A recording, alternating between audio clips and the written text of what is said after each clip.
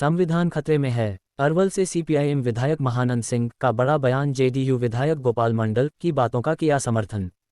MA news live के लिए विशाल वैभव के साथ नीरज कुमार की विशेष रिपोर्ट पटना से। सरकार बनी है, नई संस्करण की सरकार है। भाजपा की नई उन्मादी संस्करण की सरकार जब से बनी है, तब से सामंती ताकतों का मनोबल काफी बढ़ गया है। उसमें आप देखिएगा कि सिवान में, दरौंदा में दलित गरीबों के ऊपर गोलीबारी हुआ। आप सीतामढ़ी, ये आपको मोतिहारी में गोलीबारी हुआ। अभी जो है भागलपुर में जिस तरह से एक महिला के साथ सामूहिक बलात्कार किया गया और बलात्कार करने के बाद उसकी हत्या कर दी गई, और जब एफआईआर के लिए गए तो पुलिस वालों ने कुछ बोला नहीं, कुछ ये नहीं किया। इस तरह से संरक्षण, पुलिस का संरक्षण, गुंडा का राज और ये भाजपाइयों का जो मनोबल काफी बढ़ा है। तो इससे तो स्पष्ट हो गया है कि भाई ये राज में जो है ना, कानून का राज नहीं है, उन्मादियों का राज है, उत्पातियों का राज है। और ये नई उन्मादी उत्पाती संस्करण वाली भाजपा की जो सरकार है, अब इनके गिरफ्त में है। नीतीश के अब लगाम नहीं है हाथ में, अब सीधे-सीधी भाजपा के हाथ में लगाम चला गया। सर लेकिन जो है लगातार जो है जिस तरह से हालांकि गोपाल मंडल जी ने जो सवाल खड़े किए हैं कि हम इस्तीफा दे देंगे सर, उन्होंने इस्तीफा तक की बात कर डाली। नहीं, नहीं, वो तो ठीक समझ रहे हैं ना, उनकी बात नहीं सुनी जा रही है। सत्ता पक्ष के विधायकों का क्या हैसियत है, ये सब लोग जानते हैं। एक कर्मचारी सुनता नहीं है।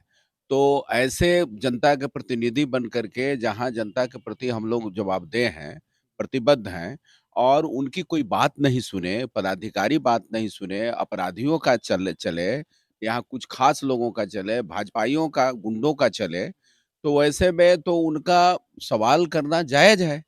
और ये जो कदम उठाने की बात क्या है, वो एकदम जायज़ कदम उठाए हैं। सत्ता पक्ष वाले लोग ही जब जंगल राज की बात कर रहे हैं, पूरे देख लीजिए ना, हम तो देख रहे हैं।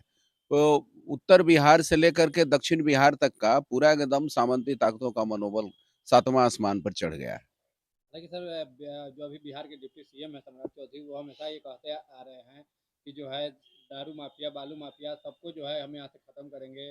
वो लोग जंगल राज की हमेशा बात करते हैं। अरे ये क्या खत्म करे, इनका तो सब लोग गुंडा राज वाले लोग हैं, ये उन्मादी लोग हैं, देखते हैं। ये कोई गंभीरता रहती है इनकी बातों का। ये अभी इन लोगों का, भाजपा का देखिएगा कि 90 से लेकर के 2005 तक के बीच का वो कार्यकाल का दुहाई देते हैं। अरे भाई, एक ही राग कब तक गाइएगा? आपको 20 साल आपको मिला, 18-17 साल आप चलाए। 17 साल के मलिकाओं में 17 साल के जब आप काम किए, उसका अब ना आपको लेखा-जोखा देना होगा। आपका तो गड़बड़ था, तभी आपको हाथ में मिला, और आपको हाथ में मिला तो और गड़बड़ कर दिए। और ये जो यहाँ गुंडा राज और ये नौकरशाहों का राज बना दिए हैं, तो ये इसका भी तो विश्लेषण करना होगा ना। रही बात जांच पड़ताल का, माफिया और ये का, तो जांच पड़ताल में तो इनके खिलाफ कौन जांच करने वाला है? सुप्रीम कोर्ट ने कहा कि इलेक्टोरल बॉन्ड जो है, ये मनी लॉन्ड्रिंग का बहुत बड़ा ये हथियार है, और इसका तुरंत रोक लगनी चाहिए। और इसका पूरा पोर्टल पर, आपका इलेक्शन कमीशन के पोर्टल पर पूरे सार्वजनिक करना चाहिए, ताकि कौन किसको कितना चंदा दिया है, राजनीतिक चुनावी चंदा कितना दिया है, ये स्पष्ट हो।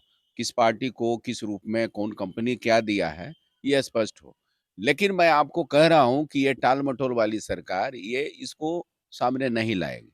सुप्रीम कोर्ट के फैसला को भी जो नहीं मान रहा है, जिसने आशंका जाहिर किया, आरबीआई ने आशंका जाहिर किया था, चुनाव आयोग ने आशंका जाहिर किया था कि ये ठीक नहीं है इलेक्टोरल बॉन्ड, तो इनका जब परत खुलता है, तो वो जांच नहीं होता है। इनके ऊपर जो कार्रवाई होती है, इनके ऊपर जो आरोप लगते हैं, उसका कोई जांच नहीं होता है। दूसरे के कोई खीरा का चोर है, उसको लेकर के हल्ला करता है ये लोग।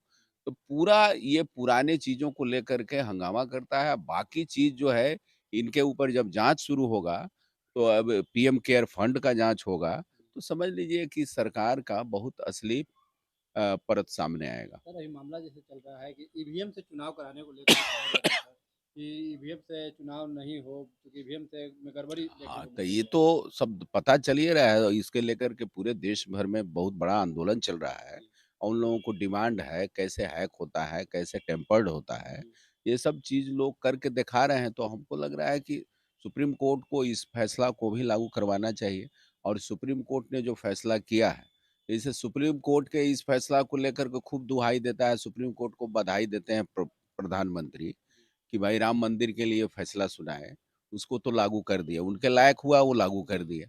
लेकिन इलेक्टोरल बॉन्ड वाला जो फैसला सुनाए हैं, उसको भी तो लागू करें। और हम सुप्रीम कोर्ट से भी हम ये पूरे लोग ये किए हैं, यदि सुप्रीम कोर्ट से ईवीएम वाला भी सामने आ जाता है, तो उसको भी लागू करें। लेकिन मैं समझता हूँ कि ये तानाशाही सरकार किसी भी संवैधानिक निर्णयों को लागू नहीं करने जा रही। हमको एकदम स्पष्ट लग रहा है कि तानाशाह पर बढ़ गया है, कोई बात सुनने वाला नहीं है। अभी देखिए ना फ्रीज़ कर दे रहा है दूसरे को मतलब वो आपको बोलने नहीं देगा, आपको चलने नहीं देगा, जो उनको मर्ज़ी आएगा वो करेगा और 2024 में जीतने के बाद वो चाह रहा है कि एकदम संविधान-वंविधान सबको हम ल सबको तहस-नहस कर दें, सबको बर्बाद कर दें। मतलब कहीं न कहीं संविधान खतरे में है। पूरा संविधान खतरा में है, तो अब तो क्लियर हो गया ना जी कि संविधान खतरा में है। सुप्रीम कोर्ट कहा कि भाई इलेक्टोरल बॉन्ड जो है मनी लॉन्ड्रिंग का ही है, इसको ये संवैधानिक बात है, इसको तो लागू करना चाहिए। कोर्ट के वर्डिक्ट को उसको लागू करना चाहिए, लेकिन नहीं लागू कर रहे हैं, इसका मतलब क्या है? हम संविधान को नहीं मानते हैं। वो संवैधानिक संस्था है ना, संवैधानिक संस्था को आप नहीं मान रहे हैं आदेश को, तो संविधान खतरा में है, इससे बड़ा और उदाहरण क्या हो सकता है? सर एक आखिरी सवाल होगा बिहार से जुड़ा हुआ सवाल क्योंकि आप लोग हमेशा आप लोग जिस पार्टी में है सर, आप लोग सरकार में रहते हुए सरकार के फैसले का आप लोग जो गलत चीज़ होता है उसका विरोध करते हैं। तो नियोजित शिक्षक को लेकर सर क्या कहेंगे? क्योंकि जिस तरह से नियोजित शिक्षक का लगातार जो है वार्ता भी हुआ था बीजेपी के प्रदेश अध्यक्ष और बिहार के डिप्टी सीएम के साथ। लेकिन कहीं न कहीं उनका कहना है कि वे अभी भी ठगे हुए महसूस कर रहे हैं। पूरा इसको लेकर कल भी लड़ रहे थे, आज भी लड़ेंगे। वो नियोजित शिक्षकों के सवाल पर हम लोग लड़ रहे थे, आज भी लड़ेंगे। Thank you.